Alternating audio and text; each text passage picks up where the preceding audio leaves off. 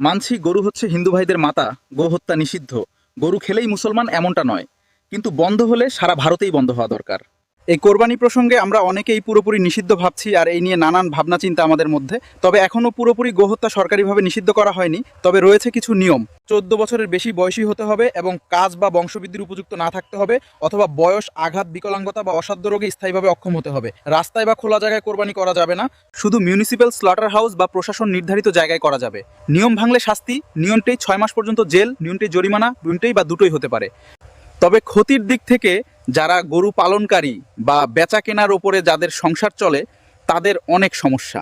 শুধু ভারত সরকার এবং রাজ্য সরকারকে বলবো, এই কোরবানি প্রসঙ্গে নিয়ম করলে হবে না। গোমাতাকে যদি রক্ষা করতেই হয়, তাহলে সমস্ত লাইসেন্সওয়ালা কসাইখানাও বন্ধ করতে হবে, যেন বিদেশে মাংস রপ্তানি বন্ধ হয়।